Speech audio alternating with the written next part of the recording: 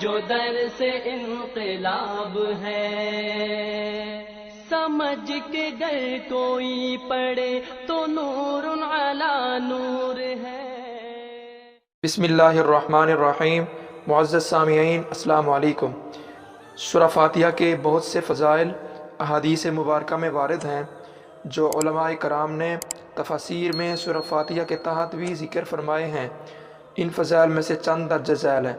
سورہ فاتحہ 7 آیتوں پر مشتمل ہے، جن میں سے پہلی 3 آیات میں اللہ تعالیٰ کی حمد و ثنا ہے اور آخری 3 میں انسان کی طرف سے دعا اور درخواست کا مضمون ہے، جو رب العزت نے اپنی رحمت سے خود ہی انسان کو سکھایا ہے، اور درمیانی ایک آیت میں دونوں چیزیں مشترک ہیں، کچھ حمد و ثنا کا پہلو ہے، کچھ دعا اور درخواست کا۔ سورہ فاتحہ کی ایک فضیلت یہ بھی ہے کہ سورہ فاتحہ کو 41 مرتبہ فجر کی سنت اور فرض کے درمیان پڑھنا اپنی حاجت پوری کرنے کے لیے بہت مجرب ہے۔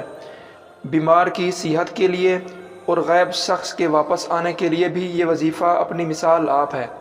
اس وظیفہ کے اول اور آخر درود ابراہیمی 11 بار 41 دن تک پڑھیں۔ حضرت امام جعفر صادق رحمۃ اللہ علیہ نے سورہ فاتحہ کی فضیلت پر زور دیتے ہوئے فرمایا ہے کہ اگر سورہ فاتحہ کو 40 مرتبہ پانی کے پیالے پر پڑھ کر جس کو بخار کا عارضہ ہو اس کے منہ پر چھینٹے ماریں تو اس مریض کو شفا ہوگی۔ دعا ہے کہ اللہ تبارک و تعالی ہمیں اس پر عمل کرنے کی توفیق عطا فرمائے۔